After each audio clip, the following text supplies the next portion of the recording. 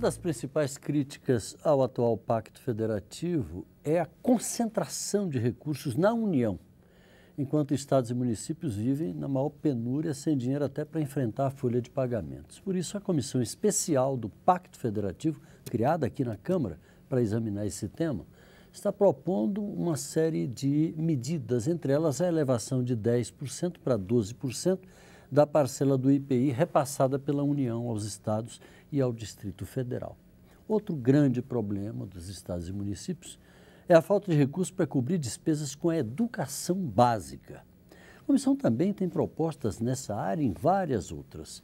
Vamos saber mais sobre esse assunto com o presidente da comissão, o deputado Danilo Forte, do PSB do Ceará. Deputado, esse debate sobre o Pacto Federativo aqui na Câmara, ele já vem sendo travado de uma forma meio desorganizada há algum tempo. Agora, com a formação da comissão, o senhor acredita que ele vai conseguir chegar a resultados efetivos?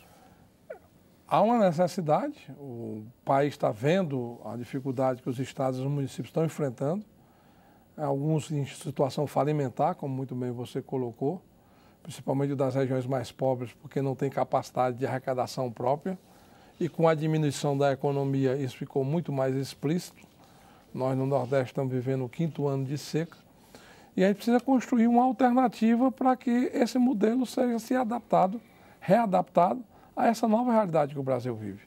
Uma realidade de um compromisso democrático mais aberto, mais participativo e a valorização da cidadania. É aí que entra o Pacto Federativo, porque a cidadania se dá exatamente onde você mora. É na sua casa, na sua residência que você tem as suas demandas. É a demanda por uma melhor mobilidade urbana, saneamento básico, água e esgoto, uma pavimentação de qualidade, a segurança pública, que é um grande problema nacional, a questão da saúde pública, que trata mal quando consegue tratar alguém no país, a questão até da iluminação pública, que no Brasil virou um problema nacional, a falta de aterro sanitário nos municípios brasileiros, o lixo, os lixões, contaminando inclusive o meio ambiente e a água que é consumida pela população dos municípios brasileiros. E diante de tudo isso, o que a gente organizou desde o início do ano foi um verdadeiro mutirão, onde nós percorremos 14 estados, mobilizando as assembleias, os governos, os municípios, fizemos mais de 15 audiências públicas aqui em Brasília e formatamos um arcabouço de 15 propostas, entre elas propostas que são emendas constitucionais e propostas que são projetos de lei tramitando na casa, para que a gente pudesse, a partir dessa harmonização, oferecer ao Congresso Nacional uma proposta real de reorganização desse Pacto Federativo, pontuando e, para cada ponto, buscando exatamente a reciprocidade na equação do equilíbrio entre as obrigações e o papel e também o financiamento para cumprir essas obrigações. Agora, me parece que é uma questão quase que cultural do Brasil, essa concentração de recursos nas mãos da União. A gente sempre ouve dizer, mas a vida se realiza no município, tudo acontece no município, não é na União. Quem tem a sensibilidade para dirigir melhor os recursos é quem mora lá no município, muitas vezes é o próprio prefeito. E não a autoridade de Brasília, que está totalmente distanciada, desconectada da necessidade imediata. O senhor não acha também que se deve pensar nessa questão da descentralização das decisões de uma forma mais efetiva? Esse modelo vem desde as caravelas, né?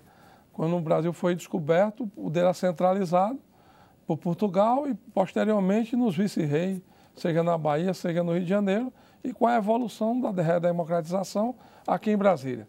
Nós tivemos um avanço muito grande com a Constituinte de 88, que procurou uma valorização da cidadania, numa redistribuição de recursos, mas com a inflação e a crise econômica da época, no plano real, houve, de novo, essa rearrumação no sentido de concentrar novamente esses recursos, quebrando, inclusive, a autonomia dos estados.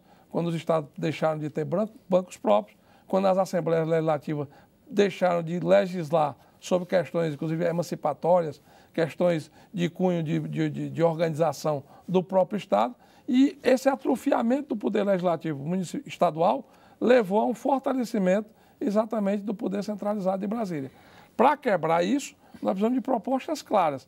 E o que a gente buscou exatamente nessa construção, desse compêndio dessas 15 propostas, e nesse segundo semestre agora, trazê-las a plenário, seja através das emendas constitucionais, seja através dos projetos de lei em andamento na Casa, é exatamente no sentido de dar ao país um novo panorama e uma reorganização normativa, legal, para que esses fortaleçam os estados e os municípios, não só no que diz respeito à capacidade geratória de gerar recursos próprios, como também a capacidade de ter uma legislação própria para poder fazer esse enfrentamento. Agora, deputado, uma outra questão é que toda vez que a gente fala em descentralização, a gente está falando de perda de poder de um ente federativo, no caso a União. Além disso, a União, toda vez que a gente fala, por exemplo, de renúncia fiscal, não, eu não vou ficar tanto com o dinheiro desses impostos e vou redistribuir para estados e municípios, Brasília chia logo, diz de jeito nenhum, nós é que temos que ter o bolo maior, etc, etc. O senhor acredita que o governo central tem a generosidade de abrir mão disso? A crise é a oportunidade. Como se espera? A crise é a oportunidade e a força política dos estados e municípios precisa ser colocada. Aí você vai ver, de fato, quem tem compromisso com os estados e municípios. Porque não adianta aquela história do cara chegar, o deputado chega no estado e no município, faz uma bravata danada, dizendo que tem autonomia, que é independente, e chega aqui, fica fazendo só única e exclusivamente aquilo que a União quer, que o governo federal quer. Nós precisamos agora identificar aqueles que têm realmente compromisso com o municipalismo. Então a crise, nesse sentido, ela é boa. A crise é boa. A crise é boa para isso. E, ao mesmo tempo, a gente não é só a questão da União. Por exemplo, inclusive tem demandas que nem sequer passam pelos recursos da União. Por exemplo, hoje, se uma pessoa se acidenta e ela tem um seguro-saúde ou um plano de saúde, e ela é acolhida e é tratada no hospital público, esse dinheiro do pagamento do uso da unidade pública, que seja do Estado, seja do município, ela não vai ser cobrada. E esse dinheiro se perde e se transforma em lucro para as operadoras de seguro-saúde. Só para você ter uma ideia, isso, a números de hoje, é mais de 6 bilhões de reais que as operadoras ganham em função de quê? De que os estados e municípios não têm capacidade para cobrar, porque a legislação o impede. Porque só quem pode cobrar é a União e dentro do ano fiscal. E a União, o Ministério da Saúde não tem capilaridade para fazer esse tipo de acompanhamento. Nós estamos, inclusive, criando um projeto de lei em que os estados e os municípios poderão cobrar diretamente do plano de saúde e, com isso, esse recurso ficar no próprio município. A mesma coisa é no financiamento, ou no seguro de um carro, ou de uma indústria, ou de uma casa. O tomador é no município de Calcaia, no Ceará, e o ISS sobre essa operação não fica nem na Calcaia, nem no Ceará. Vai ficar na sede da seguradora ou do banco financiador, que muitas vezes faz uma contabilidade, um jogo de contabilidade fiscal e termina, inclusive, não pagando esse recurso. Então, a partir desse momento, isso numa situação estável de economia, são 20 bilhões de reais que poderiam ser redistribuídos e não ficar concentrado na sede dessas empresas financeiras que está ali no eixo Rio e São Paulo.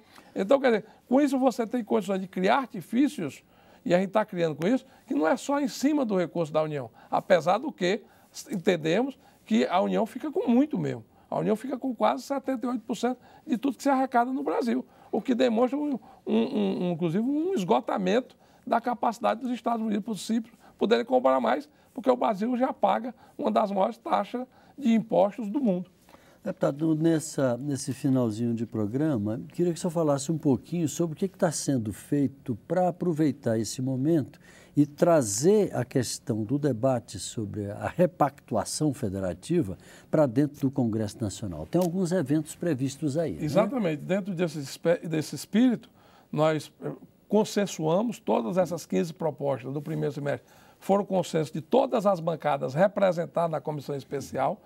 Todos os partidos faziam parte da comissão especial. E agora a gente está trazendo para o plenário. Trazendo através de emendas constitucionais, das quais a gente tem a emenda 149, que já está tramitando na Casa, está na Comissão de Constituição e Justiça, será criada uma comissão especial para ela, com os membros que participaram da comissão do Pacto Federativo, para dar agilidade por causa do processo legislativo, e a gente espera que até agora, segunda quinzena de novembro, a gente possa avocar, inclusive foi decidido na mesa diretora da Casa, junto com o Colégio de Líderes, a a assinatura dos líderes para um requerimento de urgência para que essas matérias possam vir logo a plenário. E quando é requerido pelo Colégio de Líderes por unidade, elas não tramitam pelas comissões permanentes da Casa. Caem direto do plenário. Caindo direto do plenário, a gente vai ter mais facilidade para fazer a aprovação. E aí vamos contar também com o apoio à pressão dos governadores e dos prefeitos, que aqui virão, como tem vindo repetidas vezes, no sentido exatamente de buscar a aprovação dessas matérias e que o Brasil passe a ter uma compreensão que não pode estar única e exclusivamente fechada em Brasília. Nós temos que sair desse pesadelo dessa crise que não está entendendo que o Brasil é um país no tamanho do continente e que os estados e municípios estão numa situação pré-falimentar. Nada mais triste que você ver um governador do estado com a tradição do Rio Grande do Sul chorando porque não pode pagar a folha de pagamento. É essa situação que precisa ser revestida, porque essa situação do Rio Grande do Sul hoje já contamina 17 estados dos estados brasileiros. E vários municípios estão com dificuldade de honrar sua folha de pagamento. Então, a alternativa que a gente tem é rearrumar. O país é rico, nós somos ainda a 9ª economia do mundo, apesar de termos perdido 3 posições no último ano, mas somos a 9ª economia do mundo, e o que a gente precisa é rearrumar para que o país volte a crescer. E o Pacto Federativo, inclusive, tem um papel indutor para fazer a economia voltar a crescer e aí a gente voltar para um plano de normalidade. Deputado Danilo Forte, PSB do Ceará, muito obrigado pela sua participação aqui com a gente, parabéns pelo trabalho à frente da comissão. A você de casa, muito obrigado pela audiência, um abraço e até a próxima.